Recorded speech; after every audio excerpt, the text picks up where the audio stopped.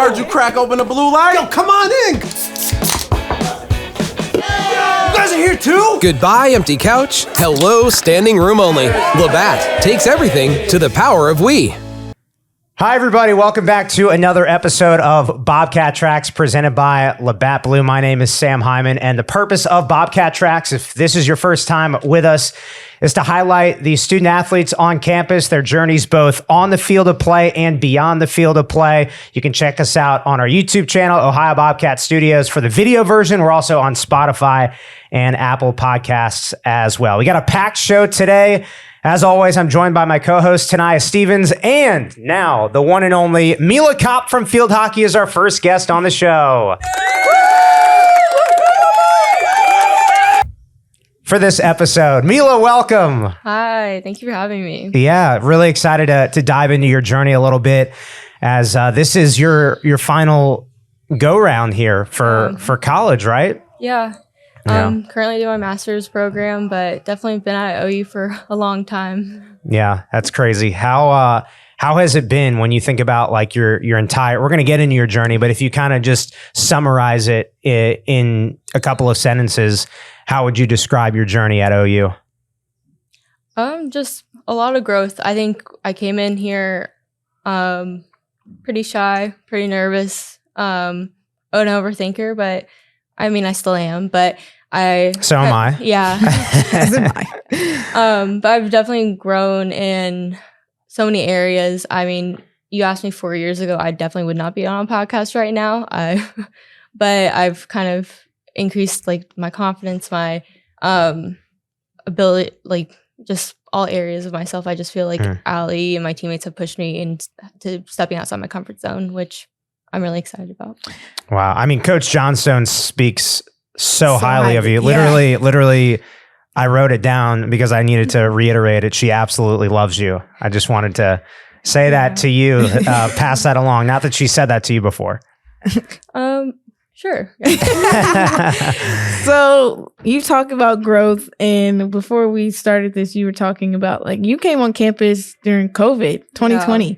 Let's talk about the beginning of being on campus, and how did that feel, that new environment, and now leading up into your senior year, your last go round. So it was just weird coming on campus because it was like kind of barren, like no one was up here, and we weren't even like completely as a team starting when we came in the fall. We were in like those pods, we were practicing just like the underclassmen were together. So we didn't really get the opportunity to like develop relationships with the upperclassmen. And that just made it extremely difficult coming around to that spring season. And it was definitely just a tough year. You know, I was once quarantined like 3 straight times. Wow. And it was just very tough. And I'm kind of glad I stuck through that tough year because here to where I am now. And I've just really enjoyed, you know, every year I've been here since. Wow, that's awesome. You've had a really awesome career here at Ohio with field hockey, but to even go back further, we want to start kind of all the way back at the beginning. Tell us where you grew up and how you got into the sport of field hockey, which is so fascinating. It's such a fascinating sport. So tell us about your upbringing.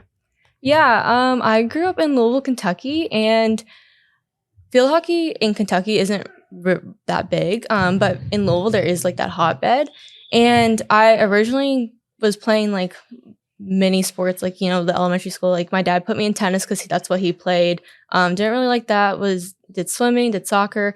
But then eventually in middle school they were looking for girls to kind of pick up the sport, and there's a lot of transferable skills from soccer to field hockey. So I was like, why not? Like I'll try it. And then I ended up like picking it up really fast, and that's kind of like how I got into it. Like I enjoyed being good at the sport, so I kind of I stuck with it. Eventually like dropped soccer and kind of commit to field hockey full year round. Wow. Were you the first person in your family to try field hockey? Yeah, my mom's side of the family, they not really a huge sports family, but my dad's side, he is from Southern Indiana, Charlestown. Okay. And he grew up in a sports family, and they played literally every sport there is, except field hockey, because Indiana, they don't really have field hockey, especially. So I was the first one. Like my dad learned it with me. So that was a fun little journey there. Yeah. Yeah, you touched on your dad and you talk about him. Was he like your big influence in just to getting in sports in general? Oh, definitely. Like I think he tried to get me to play tennis so many times and from an early age. But he always tells a story about how like I was sitting in the car and I told him, and I was like 5 at the time, saying like, you know how some kids want to play the same sport as their dad? I don't. And so I kind of, I just wanted to try different things. I picked up different sports, but he was always very supportive of whatever sport I wanted to play. I think when he realized how passionate I was about field hockey, he jumped on board and was willing to learn the sport with me. And, you know, playing a ton of sports growing up, he kind of understood like all the aspects of the game, and he was able to translate, you know, defense to basketball defense, like our swing to, he played baseball, so a baseball swing. So I think a lot of that helped me grow and get a lot better at the sport a lot faster, especially when I didn't really start playing club until I was like in 8th grade. And I kind of was learning and coaching myself the first couple of years I picked up the sport. Wow. So, and you also mentioned that your dad was trying to learn the sport with you as you were learning the sport as a kid. Yeah. What do you remember about that? Like, you guys both have a stick and we're playing together in the yard or something? He would just watch a lot of videos on YouTube. A lot of YouTube videos, like the FIH, so the International Field Hockey Federation, would post a lot of like full-length games, and we would kind of watch them together and break down and like kind of pick apart players. Like, oh, I really like this person's playing style. How can I like incorporate in that my game? Like watching their technique, watching their form, like different things like that help like pick up my IQ, kind of teach myself how to break down that technique myself. Is there a particular player that you watched and you were like, I really like how she plays, that you guys practice? Yeah. I think back then it was, her name's Marja Palman. She was on the Dutch national team.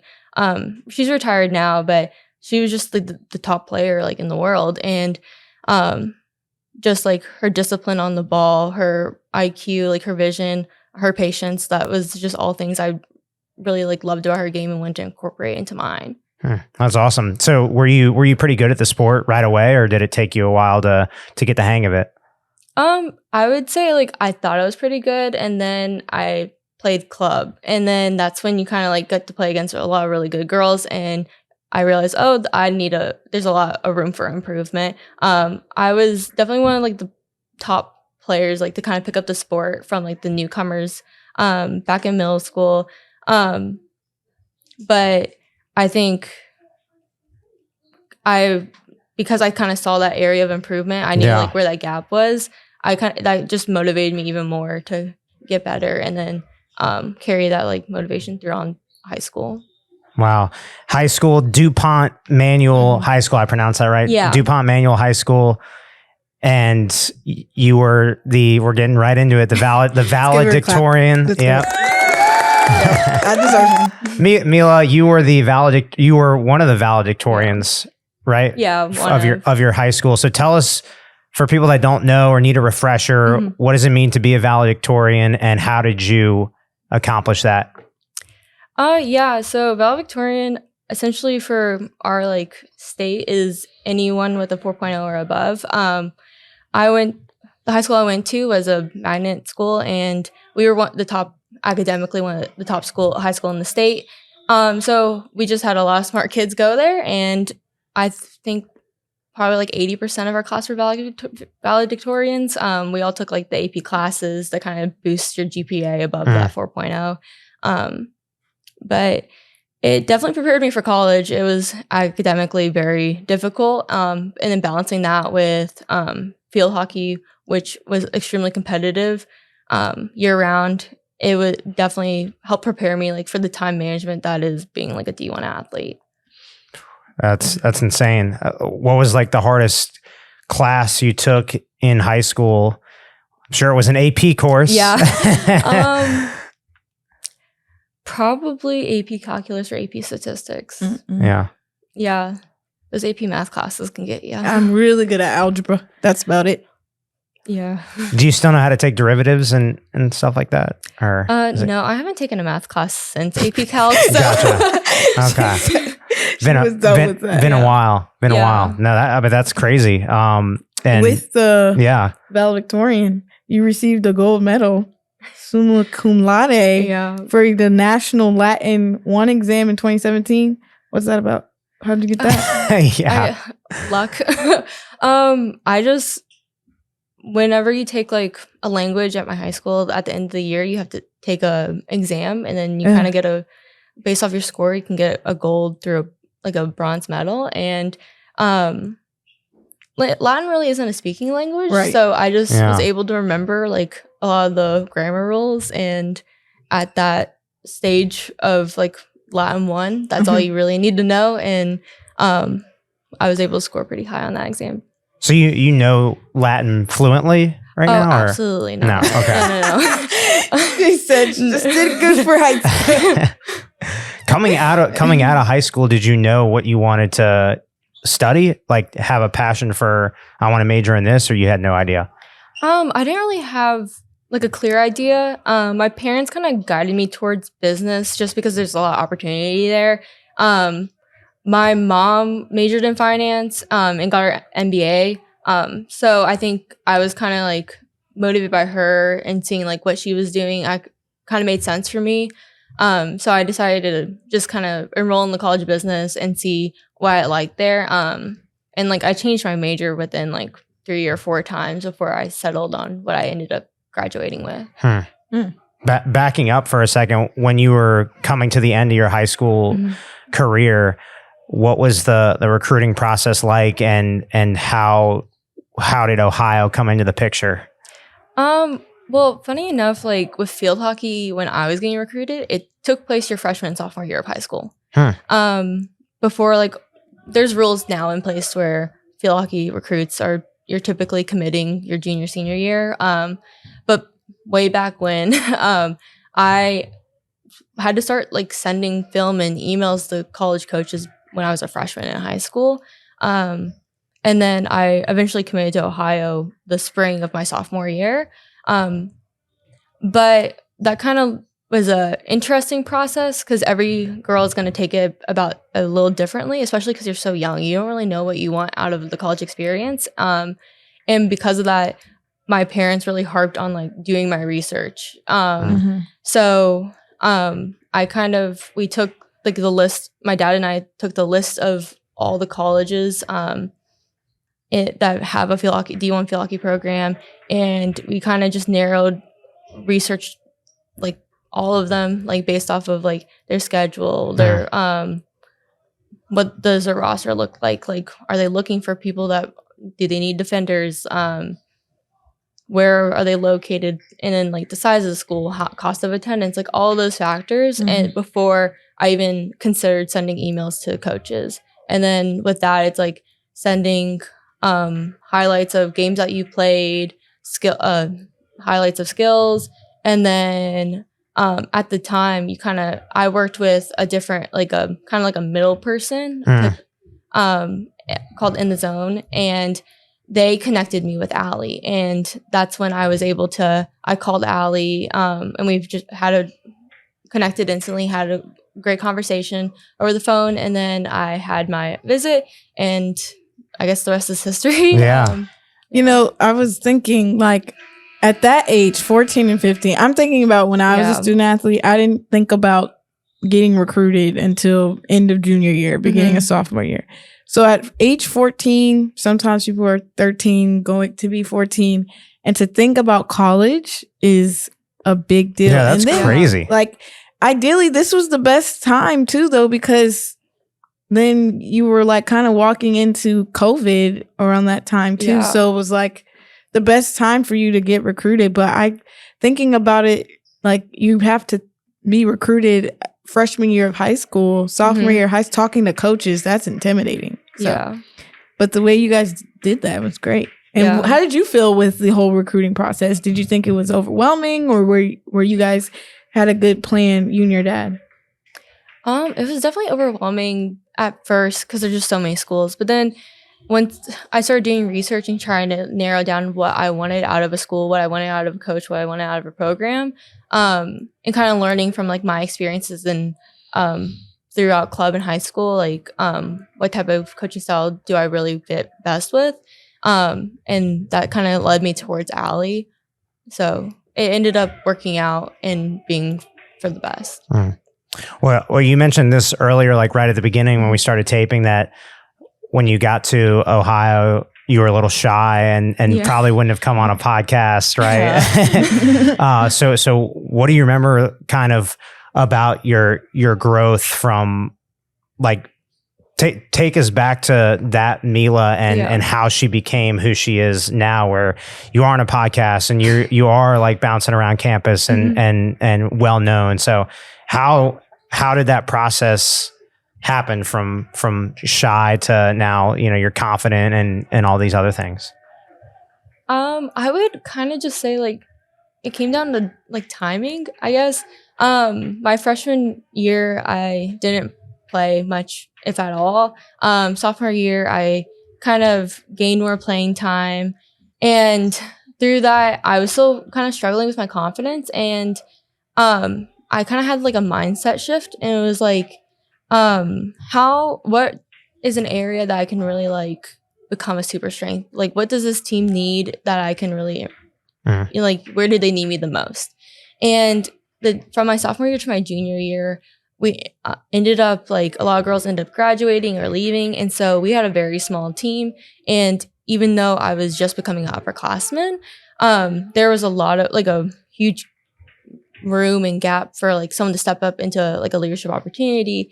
And through like individual meetings with Allie and Louisa, they kind of picked up on like the fact that like I had a pretty strong understanding of like leadership. And so they kind of like pushed me or like told me kind of into nominating myself for the leadership committee. And from our like leadership committee, I kind of started taking on more roles and responsibilities and, speaking out more at practices and taking like those small steps to being like one of like our main like leaders on a team. So when you say leadership council, that's for the field hockey team or for the leadership? Okay. For our field hockey team, we had my junior year and senior year, we had a leadership committee, which during the spring we kind of voted on based off of like what's going on at practice, who's dealing like with like internal conflicts or issues, who's handling those like well, who's leading by example, who do we want to like really represent us and be like that, communicate with the coaches and communicate for us. Wow. I mean, confidence, growing your confidence is, I mean, for student athletes in general, like that's just, and you can, I'm sure, attest to it.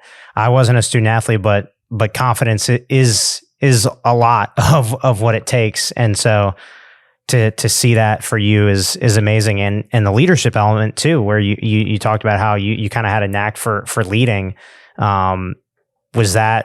Did that come after confidence or was that before confidence?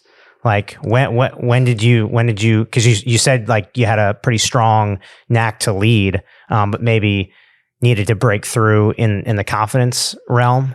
Is that accurate? I would definitely say that. I think it's like, I kind of knew what made a great leader, and like what different leadership styles were, like, especially coming from like, I was studying business at the time, so I took a lot of management classes, and through those classes, I learned a lot about like leadership and like followership and like all those like elements to making a great leader.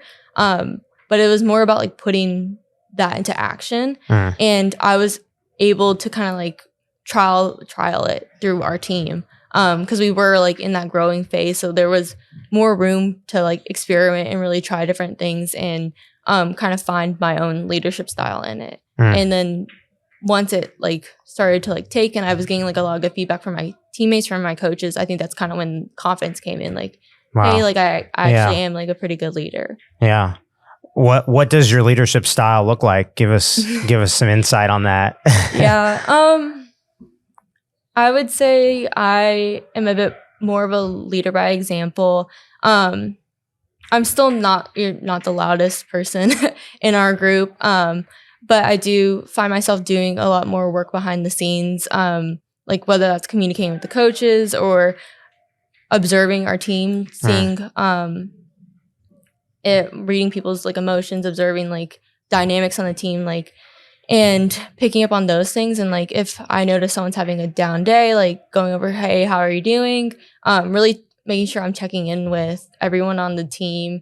And I think a big thing is like developing one-on-one relationships. Like in the past, we've had smaller teams, and it was a bit easier to develop those one-on-one relationships. But now we have like almost 25 girls, and so and a lot of them are underclassmen and new. So that was a big step, especially this year, is making sure I'm forming those connections with them, and making sure I'm just reliable and dependable.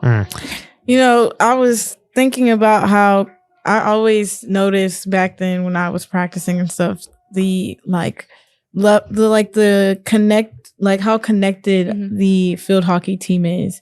Where does that stem from? Obviously from leadership as well, but also Coach John Stone. And is something where you guys talk about from the beginning, and now has that been poured into you and it's just like a natural thing? Where does that come from? I think it's more from like off the field, like making sure that we are connecting off the field, so we're friends with each other. We care about each other. Yeah.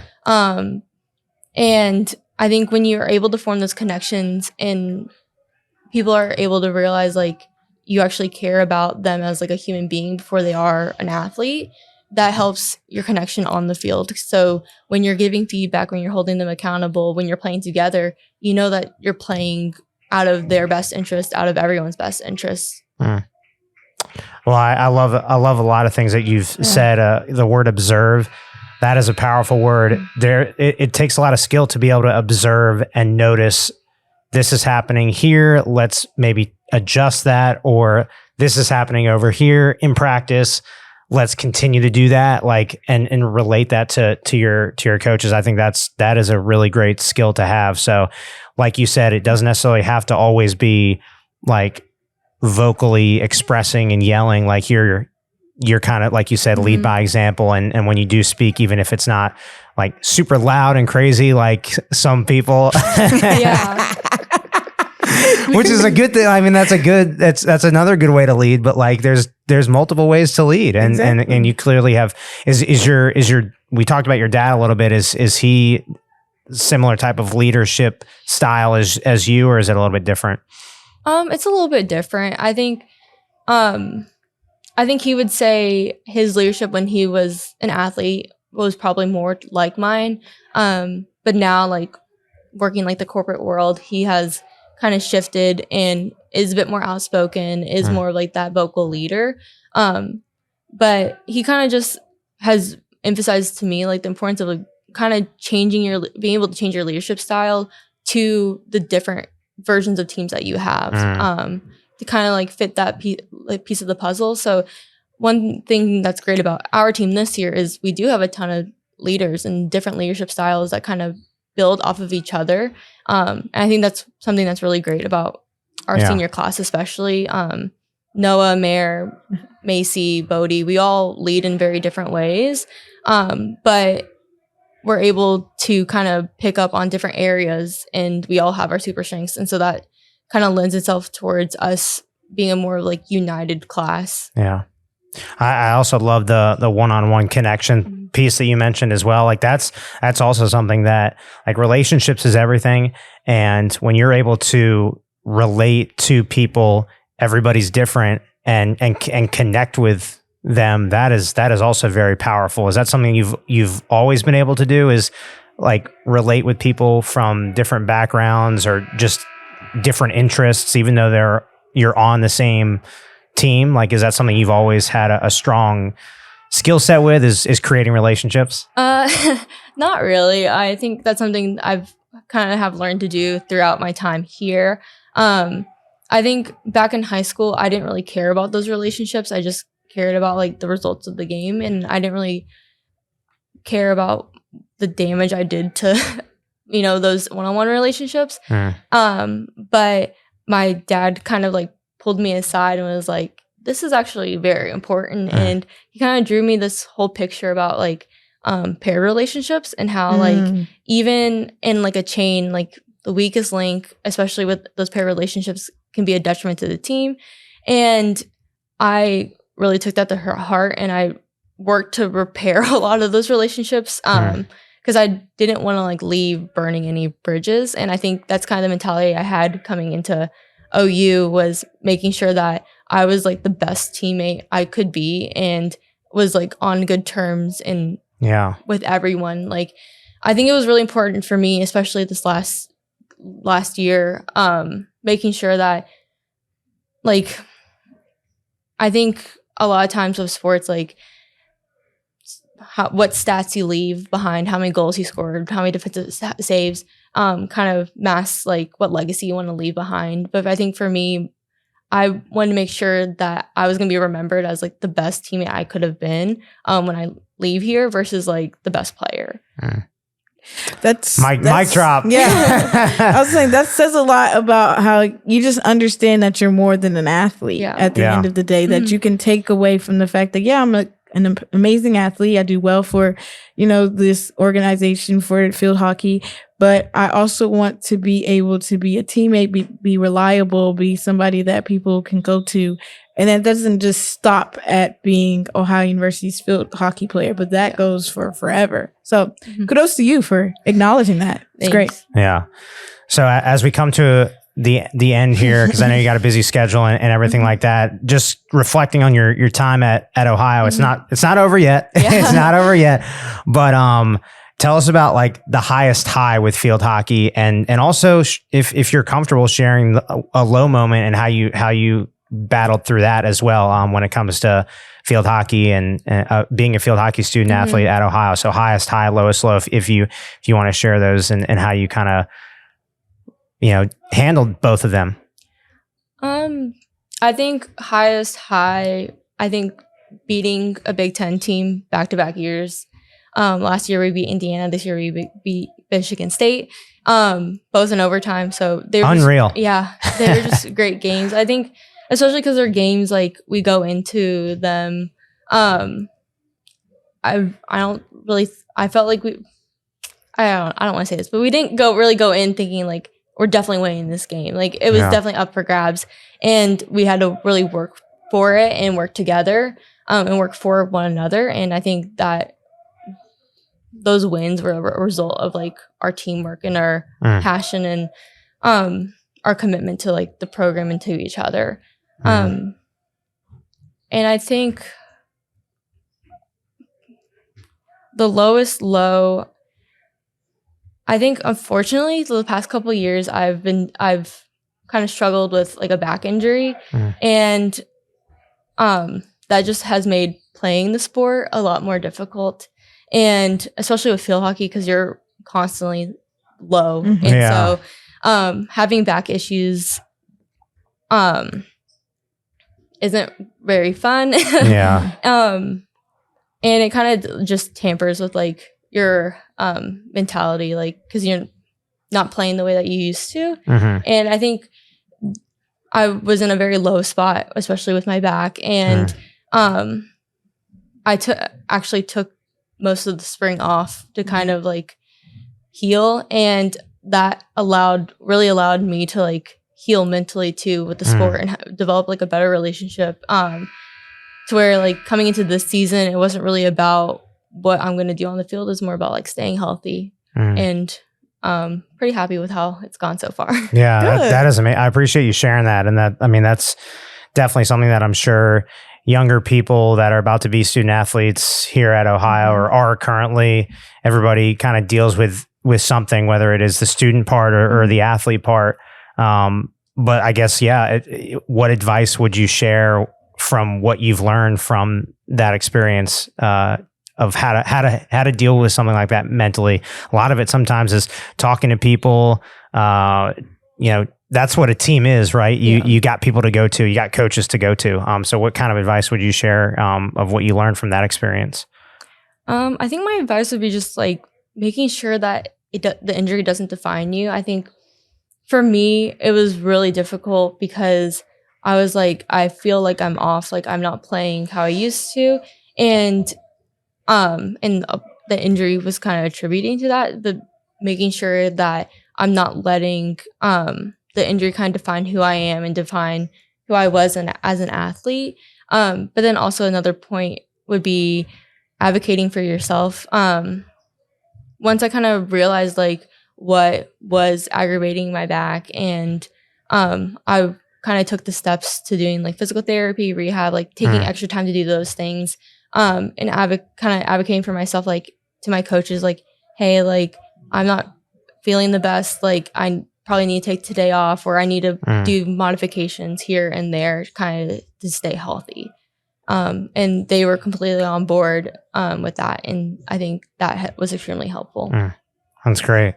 Before we get into the off the track quick hitters, you want to hit Meela with the last question here with the future plans? Yeah. What are, you're getting your master's. Me too. Congratulations. What are your future plans after school? What are you majoring in right now? What are you looking to do? I'm currently doing the master's of business analytics. I'll finish that up in May. But I don't know if I can say this. I think I can. I recently accepted an offer to work at Allstate following like end of November. Nice. So you're in good hands. Yeah, I'm in good hands. So I'll be starting as an analyst at the end of this year. Nice. So congrats. Wow. That's awesome. Yeah, that's amazing. All right. Now off the tracks are, did you have anything else, T? No. All right. Off the tracks. Off the tracks, quick hitters. We love this part. This is where we get to just have a quick rapid fire fun here and maybe some explanations behind some of these answers. All right. We'll start with what's your favorite food / favorite meal to cook? Is it the same answer or different? Different. Okay. Favorite food?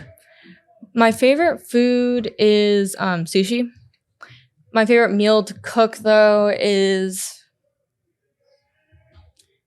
I would say spam musubi. Ooh. Yeah. Gotta explain. Spam musubi. I don't know if I've had that. I love it. Yeah. I'm definitely the outsider here. Please tell me what this is so I can eat it. It's like a Hawaiian dish, and it's just seaweed, essentially, kind of like sushi. It's like rice, spam, and then it's wrapped in a seaweed. The big hit It's was like sushi, but it's just like spam. And you can cook that. How long have you like known how to cook that dish? That sounds really intense. It's not. It's pretty easy. easy. It's just a big hit with my family. They always ask me to make it. Okay. One of the few dishes my sister will actually let me cook for her. So nice. So, who's the best cook on the team? We actually have a lot of good cooks on the team. I would say either Mia or Mary. Okay. Yeah. Nice. How many unread text messages do you have on your phone right now? 0, but I just don't like having like the things accumulate. Yeah. So like I'll read them, but I won't respond right away, and that drives my parents nuts. Yeah. If you could have a superpower, what superpower would you pick? I think invisibility would be really cool. I think right now as a 5th year, super speed would be really nice. Nice. Those are two really good ones. Really good. Favorite class you've taken so far at Ohio and why? I think it's more of a series of classes, but in the College of Business, you do something called Integrated Business Cluster, and it was like a set of 4 classes, but I just really liked it because it was like one of the first like applied business experiences I had where we worked as a team and like was able like kind of created our own business, did like an analysis of the industry, and it kind of gave me like a good idea of like what I wanted to do in the future, what aspects I liked, what I didn't. So. Nice. That's awesome. I got one more that just popped into my head. Or do you have any others? Good. Okay. What's your favorite Coach Johnstone moment from your time here that you can share with us?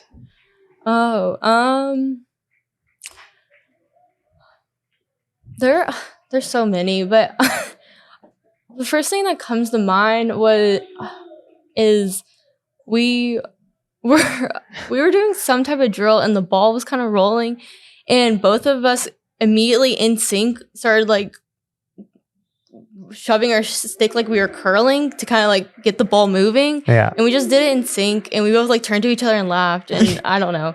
It was just really, you had to be there moment. Yeah, you had to be there. It was just really silly, but I feel like Allie has so many great moments. Like, she's just an awesome like human being, awesome coach. Yeah. I'm really glad that she's my coach my entire career. Yeah. I'm lucky to have her. Yeah. That's awesome. She is. She really is amazing. Legendary stuff. Well, Meela, thank you so much for coming on Bobcat Tracks. Really appreciate it. Any final words, anything you'd like to share before we go and send you back to being the student athlete that you are, the great student athlete that you are? No, thank you for having me. All right. Go Bobcats. Go Bobcats. All right, our next guest on Bobcat Tracks. Let's give a warm welcome from women's soccer, the one and only Maia Kaufman. Welcome. Thank you. What a warm welcome. Yeah. Thanks for being here. Thank you. I appreciate you guys having me. Yeah, we're talking to a MAC champion. Yes. You are talking to a MAC to be in champion. your presence, honestly. Hopefully going to be a 2-time MAC champion. Yeah. Here we go. Yeah. It's crazy that tournament time's almost here. You all still have one regular season match, spooky Halloween at Miami. But yeah. Recently clinched team here. Yes. How has the season been thus far? The season has been a lot better. We tied the program's unbeaten streak. So we're a little frustrated to not beat that. But we had an 11-game unbeaten streak, which was really cool. And then lost to Toledo and then lost to Buffalo, which was definitely hard for us with the success that we had this season. But looking back, I think it was kind of good for us to kind of get that punch in the gut, because now I think we're more motivated than ever. And it's a big time to be coming in motivated. Yeah.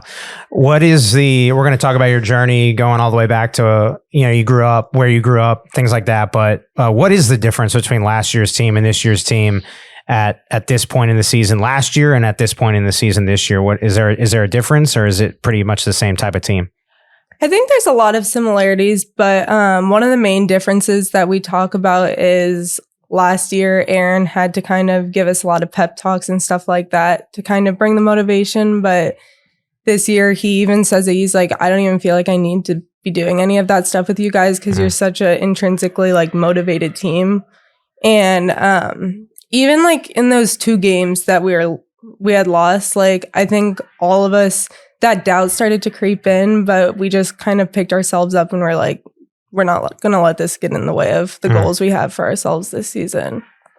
Yeah. Has it been like hard to carry the weight of being a MAC champion, or is that kind of just like far in the past and you all are motivated even more than you were last year? I honestly thought it was going to be a lot harder. Like, obviously teams are coming to play us and they're definitely like bringing that much more just because we do have that title on our back. But, I think the hardest part of it is like when we lost to Toledo, like you could just tell that like those teams are that much more excited to beat us. But at the same time, like I think it's just that much more motivating because we know our capabilities. It's kind of like a sideways compliment. For sure. Yeah. Yeah. And you mentioned the wake up calls. Like sometimes a loss is the turning point of your season. Whether that is the Buffalo or the Toledo loss. But, yeah, we know that from last year. Yeah. So yeah, MAC tournament starts November 3rd. Follow along. We can't wait to see what transpires, and then the final regular season match on Thursday. But let's talk about your journey, Maia, and go back in time a little bit. Hop in a time machine. Tell us where you grew up and how you got into the sport of soccer. Yeah, so I grew up in Westerville, Ohio, just a suburb outside of Columbus. And I honestly don't even remember starting playing soccer. I think my parents put me and my sister Peyton into sports ever since we were little. So we both kind of tried everything. You'd be surprised, but I was a big cheerleader and dancer when I was younger. Okay, and doing backflips. Yep, soccer would not have been my choice back then. My parents used to make me take off my tutu before we started playing games. So definitely was not a big soccer girl. But yeah, that was like the one thing that kind of stuck with me. And I think me and my sister both playing it definitely helped. But ever since I'd say about like second grade, I was super into it. What was the turning point for you to be like, okay, I think soccer is where I want to be? Well, I hit the average like second grade girl tomboy phase. And I was over the cheerleading and dancing, and I decided that that's all I wanted to do at recess was play with the boys and play soccer. So that was definitely the point where I was like, okay, yeah, soccer's it for me. Does anyone else in your family play soccer or played soccer? No. So my dad and my grandpa was a basketball coach. My dad's basketball coach. Currently, your dad's a basketball coach. No, my grandpa was a basketball coach for my dad. Oh, wow. Yes. That's cool. So, which you would never expect it. My grandpa is probably like 5'9", not the most basketball looking guy, but yeah, my dad played basketball in high school, but nothing super like he never played in college. And then my mom actually rides horses, and she always has. Oh, wow. So I was destined to be a horse girl, but didn't end up happening. Yeah. You never tried riding horses? No. I've tried it a couple times, but nothing competitive. Yeah. Wow, that's really cool. That's fascinating. So from the Columbus area, Westerville, Ohio, Olentangy Orange High School, is that the best? I've heard there's multiple Olentangys. Yeah. So is that the talk best? up Olentangy Orange. Did you like was that the one that you like? Could you pick between which high school to go to, or you were just funneled to that one? And no, I was funneled to Olentangy Orange, but in the time that I was there, I'd say Olentangy Orange soccer was definitely one of the better Olentangys. No bias. No bias, of course. But yeah, I loved Orange. Yeah. I'd like to say it was the best. That's a cool area. I feel like I've been by that because there's that not reservoir, but some sort of like, what is that? Big dam. Yeah. I was running like up that way, and because I'm a crazy runner, and I get to that I get to that spot, and I'm like, I have to like run up there. So that's kind of a cool, neat area. That's like 2 minutes from my house. Oh, really? Oh, wow. You don't run there, do you? No. So I hear a lot about soccer, and a lot of people play for club and high school. Can you talk about, you being involved in Olentangy Orange High School and Ohio Premier Soccer Club? Yeah, so I decided to go switch clubs to Ohio Premier, I think when I was in 8th grade, because the club that I was at, I loved, but it was going to be a lot harder for me to get recruited to play college soccer. So I decided to switch and play for OP, which looking back was a really good decision. Like, I don't think I would have grown as much as a player, or I don't think I would have been like seen by as many college coaches or by Courtney and Aaron. So I'm really thankful for that. That being said, club soccer is like, it's a grind and it's a big commitment. Like, I drive an hour to practice every day, and practices would be at like 8:00 at night. So that definitely got old, but I'm grateful for it. But when I got to play high school soccer, it was the best. Like, I loved it so much. So you like, what about high school soccer was the best? I think the atmosphere, like, as you can imagine, like, we got so many fans at our high school soccer games and just playing under the lights. Like our student section would come. It was just so like fun. Yeah. And like competing for the school is just, it's like you're actually competing for something, which is a lot more like, for me, motivating than just playing for like club. Yeah. No, that's awesome. So tell us like what type of player were you in high school? And you mentioned like a lot of growth. I heard you say the word growth. So like what type of player were you and what specific areas do you feel like you were growing in high school? I would say in high school, I was a bit more of like a showy player. Like I played forward in high school and growing up, which is different than what I play now. So I was we'll get into that. I was definitely much more of like a showy player, like a lot more creative, like kind of felt like I was putting on a show sometimes, even though I definitely wasn't. But like high school was definitely a time where I was much more like creative. And I like to think that I was like a leader for my high school soccer team. So I think I was a lot more like passionate as a player when I was playing for high school. I mean, I have it written down here, but you were a 2-time captain as well, your junior and senior year. Did leading come easy for you at a young age, or how did that sort of come about as far as like leadership? Honestly, no. Like I think I, as a leader, had a lot of trouble like having hard conversations and making like hard decisions for the team, especially when I was like a junior. It felt like, why would seniors be like respecting decisions that I'm making? But like I mentioned earlier, my sister played soccer and she's 2 years older than me, and she was a captain when I was a sophomore. Okay. And I think I learned a lot from her and took a lot from her on how to be a leader, which definitely helped. What is like one thing you took from her? She's really good at like staying calm in situations that like I'm not good at staying calm in. Like we were playing against Dublin Kaufman, which is where Nora Rausch plays. Oh yeah. We were playing against them in the regional finals. I think it was my sophomore year, and we went into double overtime golden goal. So, which is different in high school soccer than in college soccer. So it's just whoever scores first moves on. Yeah. And we're going into, I think it was our second round of overtime, and my sister's like looking so calm, and she looks over at me and there's just tears falling down my face just because I was so stressed out. And she like, that's just like a situation though where she's just so much like, she's so composed in those moments where I'm just not. Wow. And so she looked at you, y'all were on the field at the same time. Yeah, she's like, you need to take a deep breath. Like it's not that deep. Wow. And this, you were playing again, like Nora was on that Dublin Kaufman team. Yeah. How'd it turn out? We lost. Come on. I just wanted to know. I was on the edge of my seat. Dang, that's crazy. Me and Nora still talk about it. She's still... Yeah, so I'm so salty. Yeah. So like, yeah, you knew Nora, obviously, as you just outlined before you got to Ohio Premier Soccer Club, as Tanaya mentioned earlier, with you splitting time between high school and club. Other Ohio Bobcats have played for Ohio Premier Soccer Club. So like, who else on the current Ohio Bobcats team right now did you know previously before coming to campus?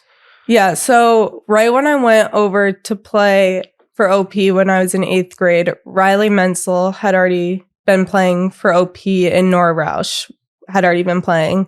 And then I played there for a year. Then Jamison Brooker came and started playing with us. And then my junior year, Celeste started coming and training with our club. And then our senior year, she like officially joined the team. So it was all of us, and then Isabella Janoki also played for OP. So like we knew her; she was older than us. But wow, was that an advantage with the recruiting process looking into Ohio? Yeah, I think like Courtney and Aaron have really good relationships with our club coaches. So like it's a lot easier for them to like go to the coaches at OP and be honest, like what's this player like? Like is this going to benefit our team? And they'll be honest with them. And knowing those names that you just mentioned, Celeste, Riley, those other names like from OP, and now that you're teammates at OU, that's got to have made the transition and the culture just like expedite the process, right? Yeah, for sure. Like, even so coming in, it was just me and Celeste and Isabella my freshman year. But even like having B here was like so much nicer. Just have a like friendly face that, you know, that's an upperclassman. And then Riley and Jay coming in, all of us, our dads are all best friends. They actually they have a group chat and they call themselves the Bad Dads. So they get into some trouble together. But yeah, it's really nice. Like, it literally is like, we've been together for so long that it's literally like family at this point. Like, we're all so close with each other's families, which is like something that I'll never take for granted. Like, it's genuinely so nice to be able to come off of games and like, I'll go hug my parents and then I'll go like talk to all their parents. Like, it's just, it's very comforting. So going back to like the tail end of your high school journey and your recruiting process, was it like, I want to go to Ohio University, or was it like a sort of a game time decision? You were up in the air. So my recruiting journey was kind of weird because I was in that like gray area with COVID. So I was able to talk to coaches like my freshman year of high school. And then they passed a rule where like I couldn't talk to coaches until I think it was my like this summer between my sophomore year and my junior year. So that was like super weird because I talked to like completely different schools my freshman year than like when I actually started getting recruited. But once I knew that I wanted to stay close to home because I've always been like a homebody. So I was looking at like a lot of like MAC schools or Dayton, those type of things. And I never even came on a visit to OU, which is like super rare. Wow. But I gained a really good relationship with Courtney. And I had talked to Isabella and Olivia Sensky, some of them. Yeah. And I don't know, it just felt like right. I don't know how to explain it, but it just like felt right. And I was just like, all right, I'm going to go to OU. Was there like, was there a phrase that Courtney said or something like that? Is sometimes it is hard to explain, like the meaning behind it. It felt right. Like, So when Courtney was the one that gave me my offer, and I remember very vividly, like I still have the text saved in my phone, but she said something and it was like something along the lines of like, even if you don't come here, like you're always going to be family. Like that's just how we are. And that's when I was like, okay, like what more can you like ask for from a coach? But it's not even that like she said that, but the way she like talked to me was like genuine. Like it was a genuine connection, which I feel like a lot of other colleges, you genuinely can't like find something like that. They don't take the coach's part out. They don't, in this instance, you felt like it wasn't just talking to a coach, but it was talking to somebody that. No, and she like genuinely cared. Like she literally said, whether you come here or not, like you and I mean, Courtney always talks about how she says she courted me for a while. So it took me super long to commit once she had offered me. Like I talked to Courtney for probably like playing hard to get. I probably talked to Court for like 6 months before I actually committed to OU. Wow. So me and her, like our relationship grew a lot in that time. So like it was just super easy for me to make that decision. So you said that you really didn't come on a visit. So arriving at Ohio, first time ever, what was the experience like? Because this was 2020, right? Coming into 2020, 2021. Oh my gosh. Just about. So it was we came on our official visit my senior year, which would have been 21. Okay. So I came in, or maybe it was January of 22. I don't know. We came on our official visit and it was during like a big snowstorm. Oh, 2021. Yep. My class, like now we're like so close, all best friends. But at the time we were all so awkward with each other. Like just the most awkward small talk. Scout we always make jokes and say she actually was like emo on the visit. Like she sat in the corner with her hood up. And we're like, oh God, like I genuinely was like, what am I getting myself into right now? Like these girls are so weird. But once we actually got here in August, it like took a week and we were all like best friends. Like once we actually got here, it was almost like immediate where I was like, this is the right place for me. Yeah. So your freshman year was 2022? Fall Yes. 2022? Yes. Yeah. Okay. So yeah, what do you remember about like your early journey as a soccer player at Ohio? Tell us about that. Well, my first memory I have from my freshman year was when we came in and we had our fitness test. Oh, I knew. I was hoping you'd bring fitness test into this. Yeah. So fitness test is something that brought a lot of anxiety for me. And I came in and I trained over the summer and I was definitely fit coming in, but I was like just getting myself so worked up for the fitness test. So we walk into Walter and we're going to run our fitness test and I'm like, all right, I got this. I just got to like stay calm and just get the score we needed to get. They like us to get, at that time, I think they wanted us to get a 30. Mm-hmm. So I'm running and like my heart is genuinely racing by the time I even start the fitness test. Like I was screwing myself from the beginning. And I start running and we get to like 16 and I look like at the person. It was Haley Jang, I think, who was counting my scores. And I just look at her with like pure panic. I'm like, and I like start like gagging because I was like making myself like so worked up. And she's like, come on, keep going. Like, you got it. Like, I'm like, okay. Like, I turn around, I go to run, and then I just start like throwing up at 17 as a freshman. Like, it was definitely like the most mortifying moment of my entire life. But like now we can all look back on it and laugh. And I'll tell all the freshmen when they come in, I'm like, trust me, your beep test is not going to go as bad as mine did my freshman year. For the viewers and the people listening, can you give a little explanation of what the fitness test consists of? So we do the Nike Spark test, which is basically like there's two cones. I think they're like 22 yards apart and you're running for a beep. So I don't know the exact amount of time, but you're running for a beep in each level. Like it'll get a little bit faster, but you have the same amount of rest. So they wanted us to get to the 30th beep and I got to the 17th beep and had to sprint out of Walter.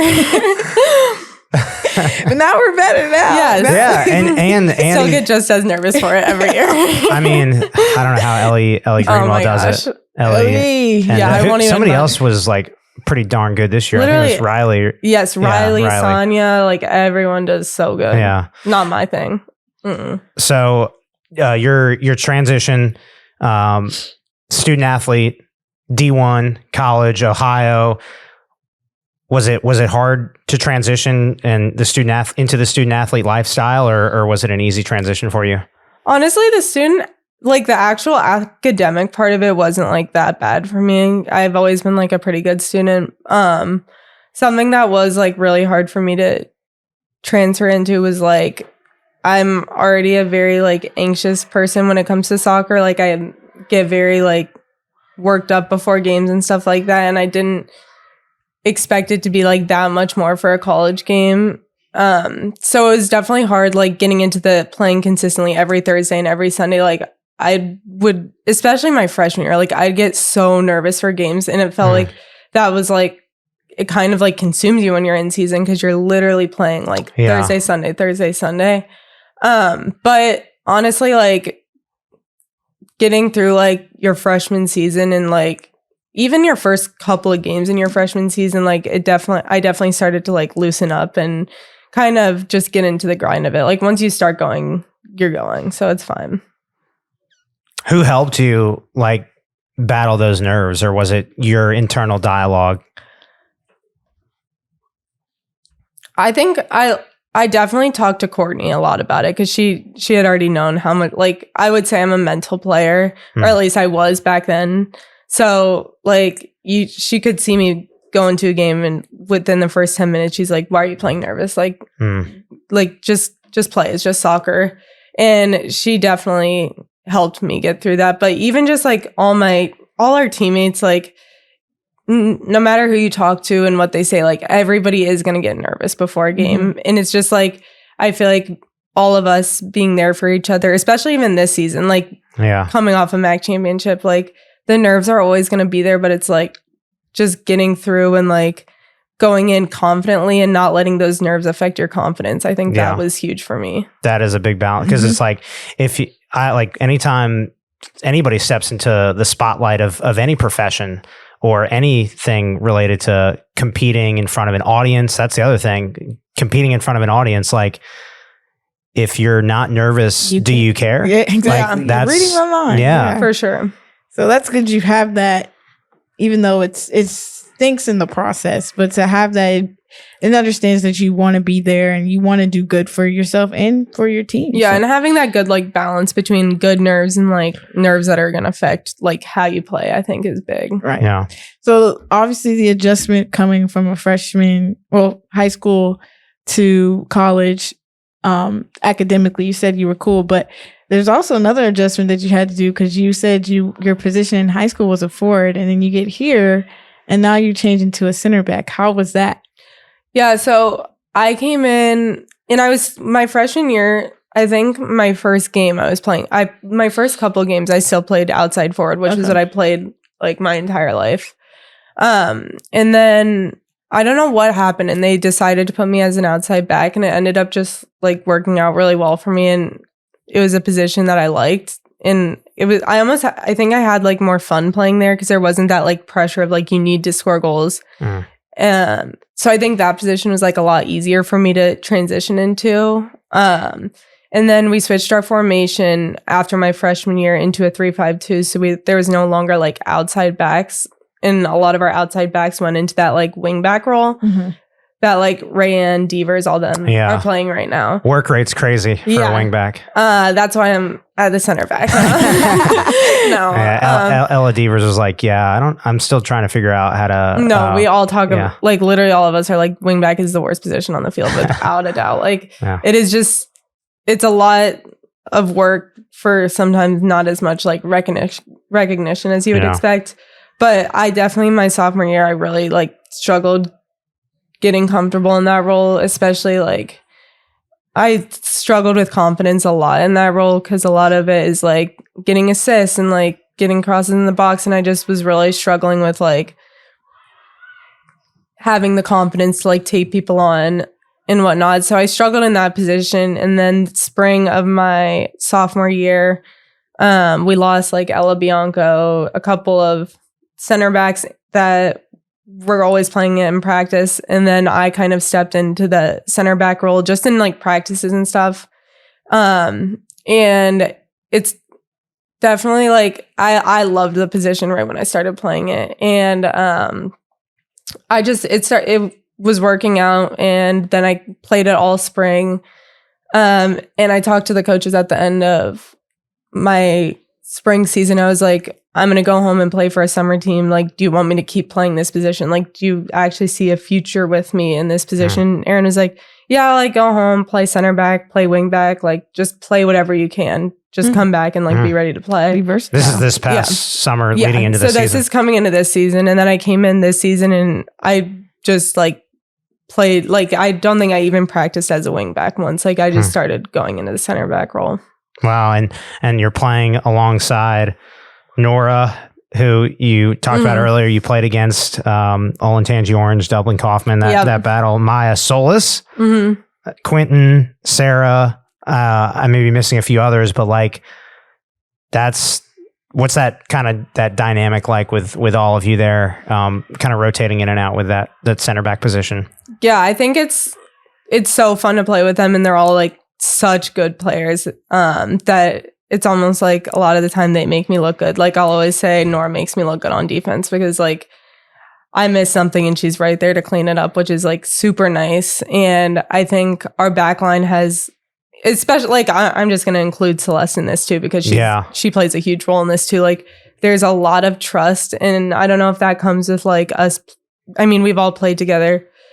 At least like Maia and Quentin, I've played with those two for 2 years now, and me, Nora, and Celeste have played together for however long. So like there's a lot of trust back there, and obviously like communication is huge in those positions, organizing defensively and offensively. But like I always say to Nora, like sometimes I feel like I don't even have to talk because she's like on my left and she just like knows what I'm going to do. Or with Quentin and Maia, like all of them kind of just like we know how each other plays.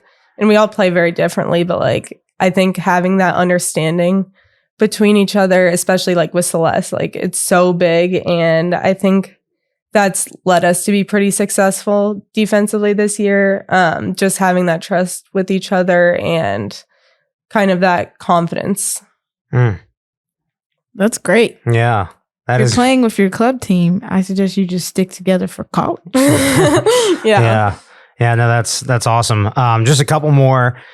Going back to just like the journey, looking at Ohio, looking at Ohio, and just soccer, your soccer journey. It doesn't have to be at Ohio, but like a high moment and a low moment and how you dealt with both of them, because I think it's important to also recognize like the spectrums of high versus low and dealing with both, because sometimes it's not easy to deal with a high moment. So tell us about one high moment, one low moment in your soccer journey and how you handled them. Yeah, I would say, my high moment is pretty obvious. Yeah. It's hard to beat. It was like genuinely probably the best moment of my life. Like one of the most rewarding feelings. I mean, we put in so much work, like not only in season, but like in the off season, we worked so hard and just kind of, especially after the season we had last year, like having that like validation that it was like all worth it was just one of the most rewarding things. I will say that was so fun to watch. Oh my gosh. I was in the weight room watching it and I was like, so fun. Oh no, I was at home in bed and I watched it. I watched the game before that in the weight room, but I was like, oh my God. It was so fun. And then I'd say like my low, even in the same year, like last year, we all come from playing high school soccer and club soccer. And like a lot of us come from being like the stars on those teams and playing our entire lives. And last year, like maybe I didn't play as much as I want to, but like I always say, like it felt like if I played 90 minutes or I played 0 minutes, I still like winning that MAC tournament felt just as much like it still felt so big to me. And I think that kind of goes into how I dealt with it. Like just kind of last year and I guess through like my whole journey with soccer, like kind of just keeping that big picture and like trusting the process. Like Aaron always says it, like we just have to trust that like your time is gonna come. And like whatever role you have on the team, it genuinely is like so important, whether like you buy it, you just need to buy into it. Like last year was hard for me, but it also was like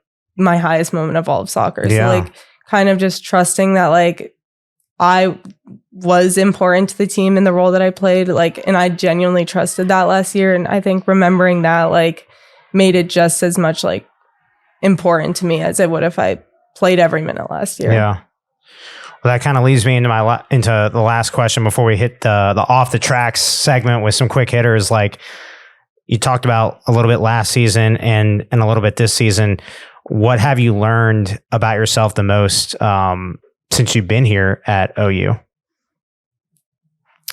I would say that I've learned that like I'm the most successful when I'm like trusting my teammates and my coaches around me and like trusting the process. Like I talked about earlier, like our teammates, like our team has such a good culture that it's like we genuinely do care about each other so much. So like whatever we're going through, I think I've learned that like we're able to lean on each other when you're going through something, or even if you're not going through something. Like our team is really like embraced trusting the relationships like Aaron always talks about. And I think I've learned that like I'm going to be my most successful when I'm like surrounding myself with the people who are there for me. Yeah. It's great advice. Some people say it's not necessarily about the journey or the destination. It's about the company. Yep. It's the company that you keep. Yeah, that's huge. That's huge. All right. Off the tracks, Tanaya. Off the tracks. Ready to roll? Are you ready? A little rocky, off the tracks, some rapid fire. What you got?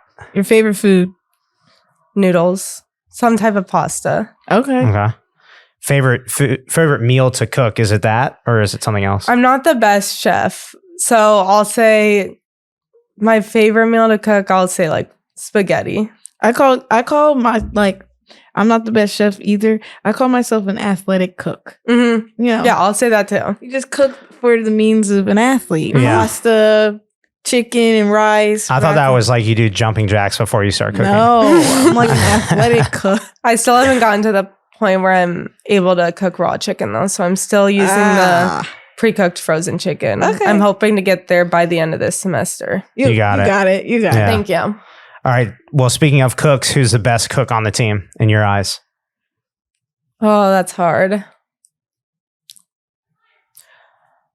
Lucy Brazil, our assistant Okay. coach. Lucy Brazil has made me probably the best steak I've ever had. Okay. I don't know if any of us are good. Anyone on the team is a good chef. Okay. Celeste would say she's the best chef. Okay. I don't know if that's true. How many unread text messages do you have? Let me check. She said, let me check. This is gonna be bad. 431. What? Yeah, I'm bad. 431. Yeah. I have 34. How many do you have? 0. 0. You're really Zero. open. I don't like the notification. Do you have read receipts? Yes. Do you? And No. if I don't No. feel like texting, you will know. Yeah. 400. Are those like Shein, when they message you? I'm not like big on like if I see a text and I don't like if it's not a text I need to respond to, I'll just leave it. Yeah. That notification bar No, doesn't bother me. Hopefully you haven't, Coach Rogers has Yeah, that. no, I know the important ones. Yeah. Your text messages with your team and Coach Rogers and your coaches. Are the first. Yeah, Those are pinned. open. Those are will all be pinned. pinned, Yeah, I don't need to- opened. Yeah. Mhm. All right. Next one. If you had a superpower, what would it be? I'd like to fly. Yeah. I don't know why. I just think it'd be cool. I agree. It would be. Teleportation, I think so. Yeah. It'd be cool. Maybe invisible would be cool too. Yeah. Favorite class you've taken so far at Ohio? I'd say like a QBA class, which is like business I heard analytics. a lot of people like QBA. Is that what Meela said? No, Or she no? said, I don't know. Can't remember what she said, Yeah, but she said a cluster. okay. Business cluster. Oh, I liked cluster. I thought it was fun, but yeah, I had no idea that I'm a business analytics major, and I had no idea that I was gonna like that going into college. What's a song that best describes your personality? Great question. It wasn't on the paper, but we're Oh asking my it. gosh. That is such a good question. I need to look. Tanaya, what's a song that best describes your personality? It's a gospel song and it's called Brighter Day by Okay. Kirk Franklin. Okay. Mhm. Man, I have to think about mine. I listen to so many genres. There's another song called Optimistic. The Optimistic. I like the title. I like Upside Down by Jack Johnson. I don't know if it really describes me, but yeah. Well, you were like when you were a cheerleader or a dancer, you were upside down. It's a chippy Back song in those too. days. Yeah. It's a happy song. Nice. Any more? That's it. That's all I got. That's all I got. Any final words of wisdom? Maia, I appreciate you coming on. Seriously, thank you for taking time. Shout out my team. Yeah. Everybody tune in. Yeah. MAC quarterfinals maybe on Sunday unless we win Thursday Yeah. and Buffalo ties or loses and we get a bye. Yeah. And if so, tune into semifinals. Facts. Yeah. Go Bobcats. Yeah, go Bobcats. Thanks for coming on the show. Thank you guys for having me. Yeah. All right, you guessed it, our last guest on Bobcat Tracks. Volleyball. It's time to welcome Makenna Schafer to the show. We always love that's like one of the best. amazing. Yeah, you like it? I love it. Yeah. Welcome. Thanks for being here. Yeah, thanks for having me. Yeah. Yeah, we're excited to dive in. Senior year, right? Yeah. Time flies. It's crazy. right? I feel like I just got here. Just is going by so fast. Yeah, that's wild. We'll talk about your journey a little bit. Volleyball, the purpose of Bobcat Tracks. If anybody's new to Bobcat Tracks, we like to dive both on and off the court with student athletes. So yeah, we want to start with just the beginning, the very beginning, Makenna, of your volleyball journey. Tell us when that began and how you got in love with the sport. Yeah. So I started playing around like third grade. So I started very early. Wow. I was one of those people that I tried like every single sport. I did softball, I did track, I did soccer. I just kind of tried everything as a little kid. And volleyball has just always been the thing that's stuck with me. I played for like a CYO team. So that's just like the young, you know how that works, just like the younger teams. Just the basics, just learning how to serve the ball over the net, learning how to hold my hands, everything that we would teach at like a little kids camp. I went through that and kind of did it that way. Just learned from, older players at the time. I just fell in love with the sport. That's the one that stuck. I did do track for a little bit in middle school. I loved that. If I wasn't playing volleyball, I would be doing track. Yeah. Loved that so much, and soccer as well. But volleyball just stuck. There's something about it. I just loved the energy. I loved how it's not an individual sport and you have to have teammates involved. I'm a big people person and I just loved how I could feed off of other people in that sport and really just rally around my teammates. And yeah, my parents actually never played volleyball. My mom played tennis. So she was kind of didn't know a whole lot about it. But once I started playing, I just learned the sport very fast and all of my friends did it as well. So it was kind of like okay, all of my friends are going to do it. I'll do it too. So yeah. So what about playing in high school made you want to turn that to playing collegiately? Yeah, I really liked my high school team. I loved my coach.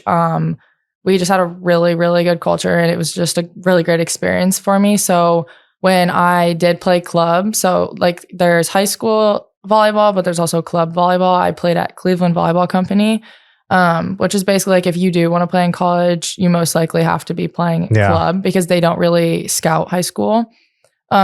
So that is just a lot of travel involved. We go to a bunch of different states, a bunch of different tournaments. That's actually where they find the players. So that's where I got found by Ohio University. And when you first start off in club, you're not thinking I want to get scouted by coaches. You're kind of just learning the ins and outs of just playing competitively and playing against different teams across the nation. And eventually it turns into you're seeing college coaches on the sidelines that are, you're reaching out, you're sending your film to the coaches and email. And then eventually just whoever you're talking to, whoever you like the most, you have phone calls with them. And yeah, just really have to be focused on playing the game, but also knowing that there are coaches on the sidelines. So I think that's a big thing when it comes to club. And yeah. With film, you mentioned film, send coaches film. Are you cutting up your film? How are you obtaining the film? Is it on you to send the film? Yeah, that's a good question because a lot of people don't know this, but it's usually just on you and your parents. You will have all of your games recorded in club, depending on what club you play for. But Cleveland Volleyball Company, they did provide, film. We had someone doing a live, someone's parent actually was just doing lives. And you take that film, you chop it up and basically just hide your highlights and you send it out to coaches and say, introduce yourself, tell you. Basically just sell yourself a little bit. Yeah. Hey, this is who I am. This is how I can play. If you want to have a phone call sometime, we can set that up. And most of the time, people are just sending it to multiple different schools just to see kind of who bites back. So sometimes you'll get an answer back, sometimes you won't, or sometimes you don't send film and you'll be at a tournament and someone will recognize you and they'll just reach out to you. So. Would you guys use awesome. Huddle? Did you use we use Huddle. Yeah. Huddle account. Yeah. I mean, it's kind of like applying to a job almost with you send your resume in, but obviously the tape is that tape doesn't lie. Yeah. Tape doesn't lie. And that's crazy how it's it's on you, it's on your parents to compile the footage. Cause as I edit a lot of videos. So I wonder if there will ever be a time where high school athletes will hire people to edit their highlight tapes. With NIL, you never know. Yeah, you never know. Yeah, that's wild. You have to start at a young age, so you really got to depend on your parents to help you out with that. Luckily, my parents were very good at that. So you talked about filming the film and going to different tournaments. So, other coaches can see you. How was the recruiting process in particular with choosing Ohio? So actually, they came to a tournament and they were on the sidelines, the coaches, and they reached out to me. It was not Jeff, it was coaches before. There were a few of them, assistants that were there. And we kind of, they reached out. I was interested. My mom had gone to OU, so I had known a little bit more about it. I was excited. I was really young. I think when they reached out, I was going into freshman year. I was in 8th grade. They start really early. So the rules have changed now a little bit. Yeah. I'm not so sure you can do that anymore. But back when I was, in 8th grade going into high school, that was okay. And I'm not sure the specific rules. So you have to look that up. But, with communication, I couldn't directly call them. we had to like go through our recruiting coordinator. So it was kind of just like a tricky like go around. But yeah, they reached out. I, kind of looked up the school a little bit more, even though my mom had gone there and loved it. I just kind of educated myself a little bit more about it, about the program.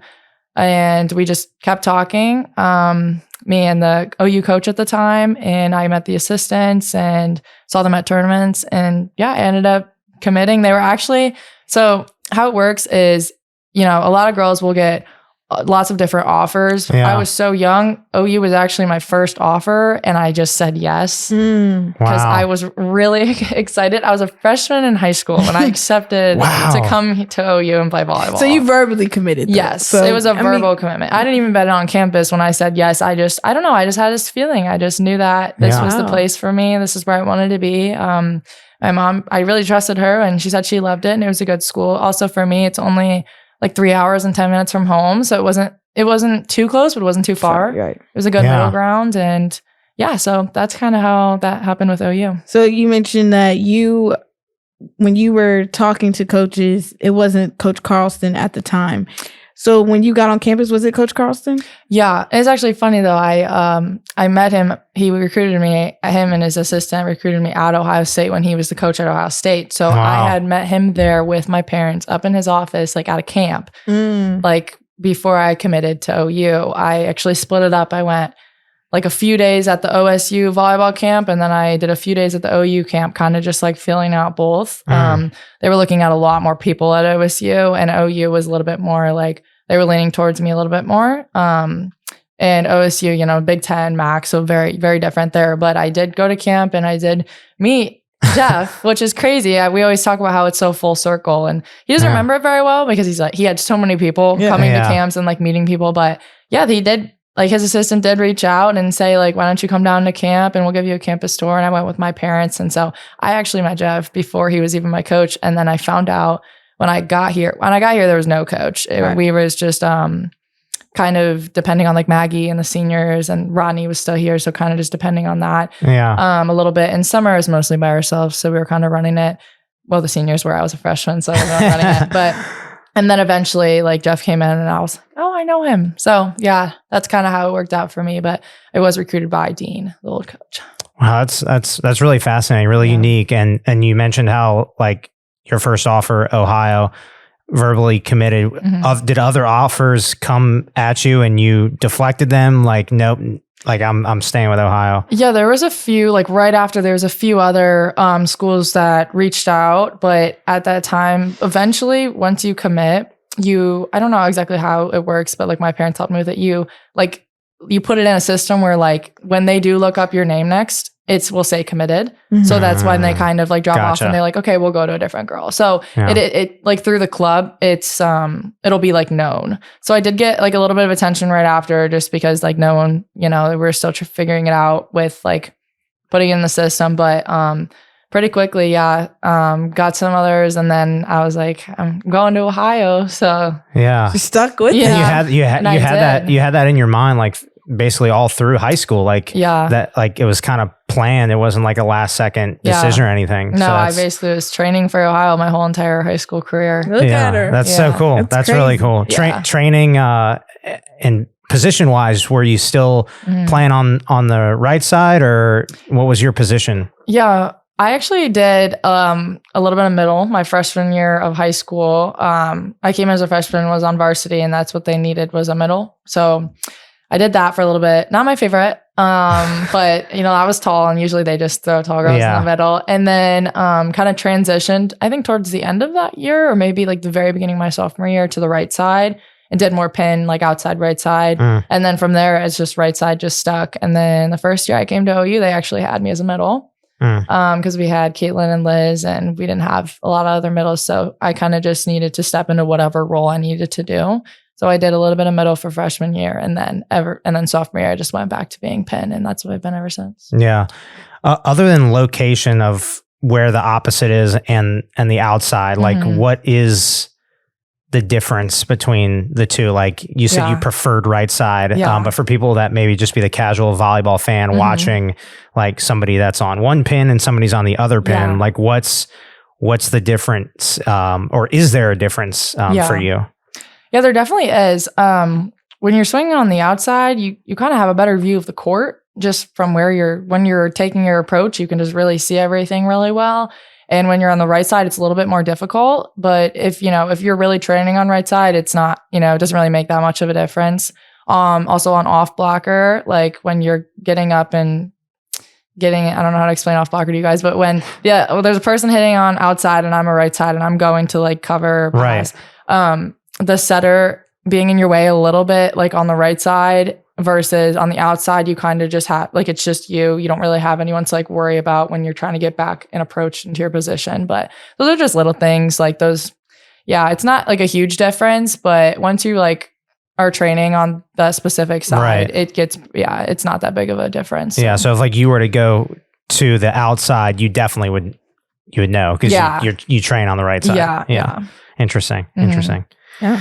So Coach Carlson, he talks about, it's a small senior class this year, like you and Liz, just how the two of you have been such an instrumental part of the growth and culture of this program, because like you said, like your first season, that was also his second stint, but year one of Coach Carlson's second stint. So like when you think about the culture of the program and the growth of it, like you're a big part of that. You're a big part of that. So tell us back in time of like when you were a freshman and the evolution of the program since you've been here. Yeah. I think our culture has really grown since I've been here. It's actually been huge.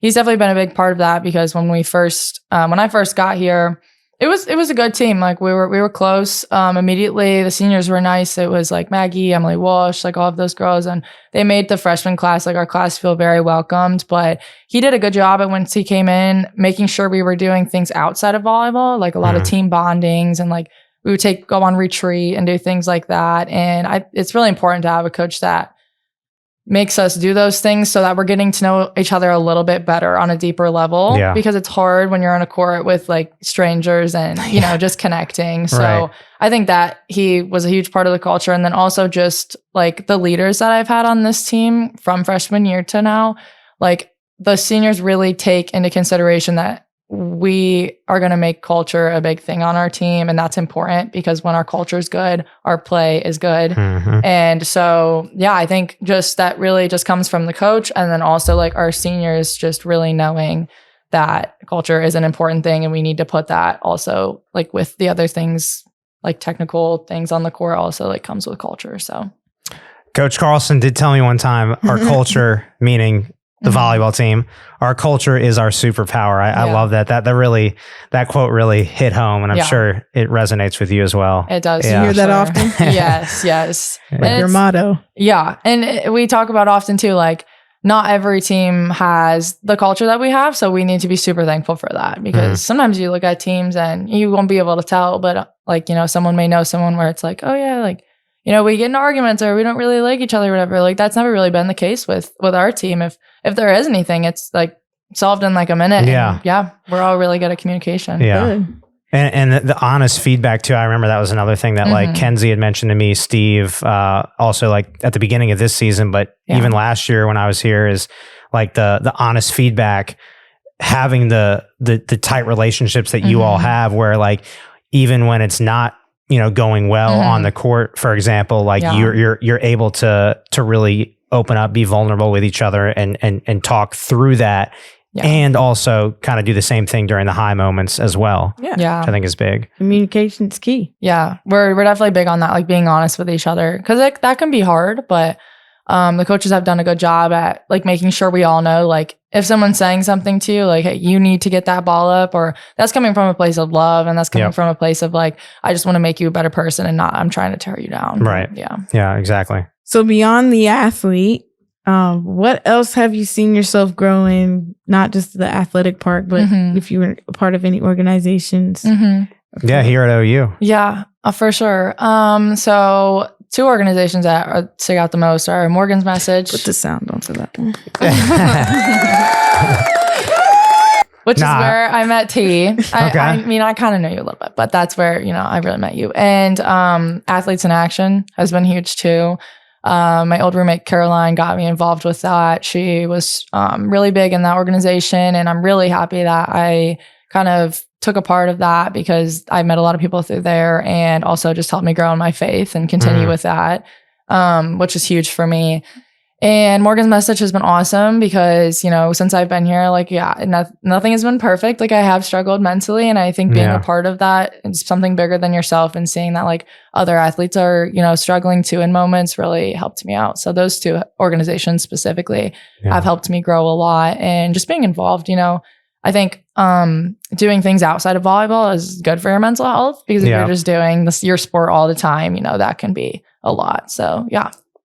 Well, that's awesome. I think it's so important, and completely agree. It's very necessary to get outside of the volleyball box, and I can certainly relate from a mental standpoint as well. And I've from afar observed the Morgan's message, what Caitlin started here, Caitlin Whittle and Tanaya. Obviously, you're a big part of that as well. But yeah, it's great. So I guess what have you learned kind of about yourself from these other organizations that you mentioned since you've been here at Ohio? What have you learned about yourself? Yeah. I would say through Morgan's message, I would just say like, yeah, kind of like I was talking about, I just learned like, it's okay not to be okay. And it's kind of the kind of thing that people like say to you, but sometimes you don't always know it. Like, so that I can connect with other athletes, not on my team, and like other sports, and that they know what I'm going through, or like they understand like the busy schedules and stuff like that. That's been important, because I feel like I didn't really have anything like that in high school or club. Like there's nothing, I mean, maybe like you can talk about things with teammates, but like having an organization, I think has helped me grow a lot. And just being vulnerable, I think I've gotten a lot more comfortable being vulnerable in college, you know, just talking to people about things. And then Athletes in Action, like I said, just growing in my faith. You know, God has always been really important in my life. So just making sure that I am involving myself in those things, because sometimes life gets so busy and you're like, oh, darn it, I forgot to pray, or, you know, like how that works. And that's something that when I get there, I can really just spend time with God and kind of talk to him about things. And it's just helped me grow as a person, and helped me when, you know, maybe when I'm not playing, just to know that like, you know, audience of one, and, you know, everything happens for a reason and things like that. So filling up those cups, not just physically and athletically, but it makes you at the end of the day, and you can take away volleyball, but you still have, you know, I'm still working on my mental health, and I'm still working on my faith. So that's good. Yeah, for sure. Been great. The audience of one, that amazing quote. Yeah, I love that. That is Kendall Hickey was the first person I think who told me about that, because she I think she told me this earlier this season. I don't know if I'm exactly right about it, but she writes it on her arm or something. She something. I think I actually haven't read it specifically, but I see writing on her wrist. Yeah. Is that what that is? I think so. Yeah. I think that's what it is. But that's really cool. That's really neat. So you mentioned the word busy just a moment ago. Like being a student athlete is crazy. Like your schedule is insane. Going back to your early days at Ohio to now, like kind of how do you explain like what was, since your career is coming to an end, what was the most challenging part of being a student athlete, and still is, and what have you gotten out of it? Yeah, I would say one of the most challenging things is definitely like the time management part. When you first get here as a freshman, you're like, oh my gosh, like this is a lot. You know, it's taking up all of my time, and you're kind of figuring out how to handle it. But you do like almost look to the older girls to see like, oh, they look like they're put together. They look like they're like handling it well. And I think that's just with time, it just grows. Like now, to me, it's like my schedule, you know, it's just like normal. It's a normal thing now. And I'm like, oh, I need to go to volleyball at this time. I need to go to training and like lifting at this time, and then go see Kelly for like treatment. So in the beginning, I would say I did struggle with that a lot. Just like feeling like it was go, go, go. And just like, I guess not knowing like when to set a time for myself. And now I'm really good at like, okay, I'm going to do homework from this time to this time, and then maybe go to the coffee shop with my friend and meet here. Like just carving out specific things that like will help like with your mental health and help. I was going to say, that's got to impact mental health. That's definitely been a challenge. And it's still like, it's a lot better now. it's definitely grown in me where like it is more normal now just to like have that schedule, but it's also still a challenge, even as a senior, especially because time is running out. I just want to do everything. Like I just like, oh, let me go to this shop and go to this coffee shop and go get this food. And so now I'm just kind of like trying to live my life to the fullest, but also still focusing on volleyball and just like finishing strong. Yeah. I love that. Me too. That's powerful. I think because it is something that, like, coming from a retired athlete now, you get used to. It's natural to be like, okay, I have this schedule, and then what you said, you think about things like, oh man, I've never done this before, and I don't know if I'll be able to ever again. But Athens is always going to be here. Yeah, true. So you will. It's still home for you no matter what. That's so true. don't try to maneuver a schedule because you don't think you'll have time. You have time. Yeah, you true. have time. That's true. What are some of the memories or moments from your time at Ohio that you'll always cherish? Do you have any specific ones that you look back on? It can be on the court or off the court. It could be a funny moment. It could be a turning point maybe in your just life since you've been here. Yeah. I think some of my best moments have been with my former roommate, Caroline Clifford. She's my best friend. Caroline. Yeah. Oh, not Caroline Clifford anymore. Caroline Rourke now. Yeah. Good correction. She's been my rock throughout this whole thing. And even now, like we call and text each other a lot, but that I've had some of my funniest moments. She is the funniest person in the world. So whenever like I was at practice with her, on the court with her, I had a lot of good memories with her, as well as like twins, the Margolis twins. Still really close with them, keeping contact with them. There's just, you meet people along the way that you're gonna be friends with forever, and those memories are gonna stick with you more than like any other game. So for me, it's been like the people that bring the memories the most. And then also, like I mentioned before, like we go on retreats and stuff like that. Yeah. Just like those team bonding moments, I think are gonna stick with me when I leave, and I'm gonna remember like the bus rides and, you know how it works, T, like everything outside of like actual playing. And I will remember the competitiveness of the game and, being close with certain teams. But I think for me, it's more the people, the team, and the memories and the culture. Yeah. And I mean, I've certainly seen that when I went out to California with your squad, or even Harrisonburg, Virginia, like it's there. And it's so important that off the field stuff is huge. Can't stress it enough. So that's really cool.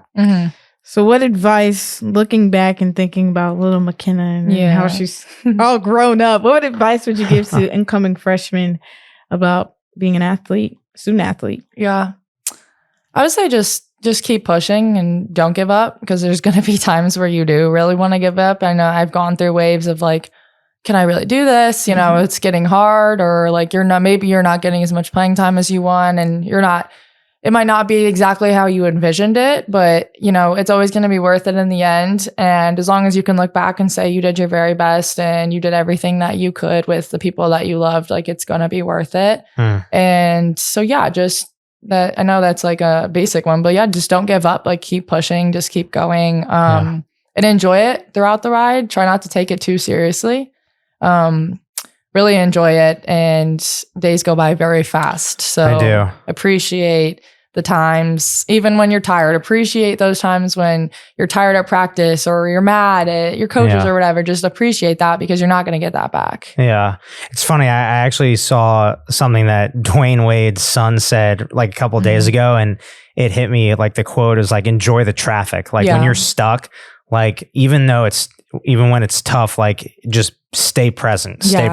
And that's a big thing. I would say find something good out of the chaos. Yeah, exactly. Yeah. And I think those times of chaos and those times of where I maybe wasn't at my strongest, those, I came out stronger. Like I came out and I learned things about myself. I learned things about the sport and learned how to handle difficult situations, difficult people. And I am the person I am now because of that. So, And the best is when you look back after everything happened and you're like, wow, I did that. Yeah. That's the best feeling. I'm getting a little bit feeling of that right now. I am feeling that a little bit now, like reflecting back on my time. I'm like, wow, like I made it through that. Look at me now. And And you can still grow in your senior year. Absolutely. Which some people actually had one of the underclassmen say that to me recently. She said, like, it's just really cool to watch how like you're growing this year, because I didn't really think about how you can grow like when you're a senior. You know, you think like that's your last year. You're kind of just like, you know, you're going, you're pushing. And I was like, that's really nice of you. Thank you. That's cool to hear. Just like a different perspective. Yeah. You know? Yeah. Words of affirmation. Like that's really cool. Yeah. And then the other thing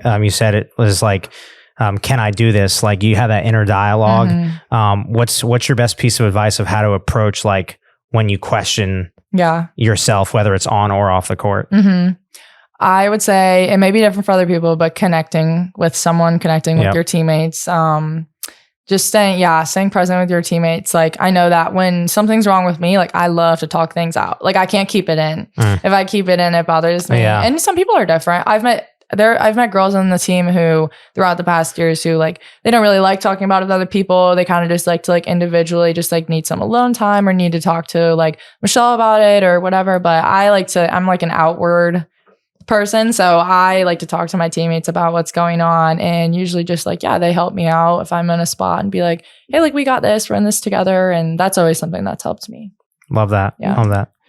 Well, before we get into off the tracks, just curious, like after college, do you have any other things in the hopper or something on your mind that you want to go out and pursue? Because I'm sure there is, but maybe you're still thinking about it. I actually have a full-time job already in Chicago. Wow. I had an internship this summer. And we don't get much time in the summer, but the company is called Capgemini. It's a big tech company. I applied for the internship. I got it. They made sure that I was able to get in there with the time I had over the summer. So I did a 6-week internship instead of a 10-week one. And it worked out really well. I went to Chicago. I lived alone by myself for 6 weeks in an apartment. Wow. And I went straight from OU to Chicago. Then I came straight home and had like a few days to pack up and come back to OU. And I was like, oh, this is going to be super stressful. Like, I don't know about it. I was questioning myself, but there's something in me that was like, just do it. Just go for it. Like, you never know. And I ended up getting a job offer for August 2025. And that's when I'm going to start. I'm going to move to Chicago by myself and start my job there. So heck yeah. Congratulations. That's awesome. I'm going to be a marketing analyst. Wow. Yeah. That's very cool. Yeah. Man. So that's crazy. I'm very, very thankful. I actually got that opportunity, like found out about that internship through someone with volleyball. So that shows you connections right there. Yeah. Yeah. Super huge. Dang. That's great. You're going to miss the sport though. I am going to miss the sport a lot. Yeah. But I knew I always wanted to do something, and like, so my major is communications. I wanted to do something where like I'm in an office talking with people, whether that's like executives or just like coworkers or whatever. Yeah. And I think that's a great starting job for me. I don't know if, I'm always going to be a marketing analyst or where I'll end up in the end, but definitely could see myself just staying in like the maybe marketing, business, communication world, social media. I love working with social media and running our OU Instagram and helping with that a little bit. That's been a lot of fun. And we actually have a TikTok too. So yeah, we go.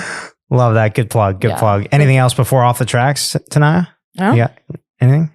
All right. I'm good. All right. Let's go off the tracks. Okay. We got just some rapid fire questions. You want to start? What's your favorite food? Fried rice. Like hibachi fried rice? So with good. yum yum sauce? Yeah. Unbelievable. I could eat that any day. Yeah. I might have that for dinner tonight. So good. I love Mr. Hibachi. Oh, that's what I was thinking. I was thinking about that. Favorite place on campus? And Mr. Hibachi, yeah. It's just too good. You can't. It is. You can't say no. It's like Solid. once a week. Yeah, yes. Solid. Oh, man. High sodium there, guys. But I'm a runner, so I need this. Yeah, that's true. You need all We're that. athletes. Yeah.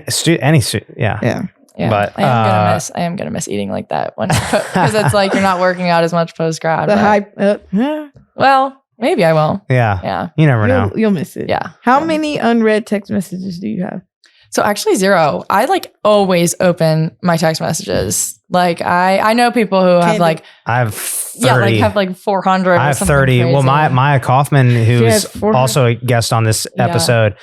Yeah, she has a whole bunch. 57 or something. That's crazy. Yeah, like I don't know. I'm just the kind of person like if someone texts me, I need to know who it is, what they said. Like, I don't know. Yeah, I can't. And also like I don't know what's up with this, but if there's like any app, if there's like a number on it, that's weird. it needs to be clear. Yes. Like my screen needs to look clean. I don't know. I've always been like that. On the flip side, like my boyfriend has like 400 and something text messages, and I'm like, it drives me insane. I always ask like, how do you not see this and like open it? But I guess that's 30. I've got 34. I don't think that's horrendous. No, yeah, right. But you should answer them.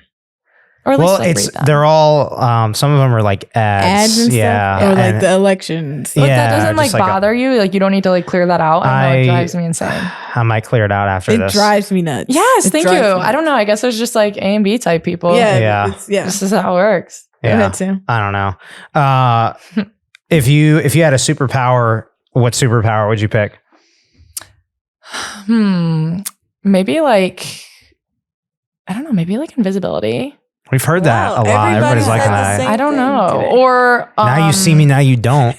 Or like, yeah, I don't know. Yeah, I would maybe say that. Or like traveling to different places. Teleport. Yeah, teleportation. Yeah, actually, maybe that over invisibility, because I could like be like, oh, I want to go somewhere tropical. It's snowing right now, and then I could just go somewhere else.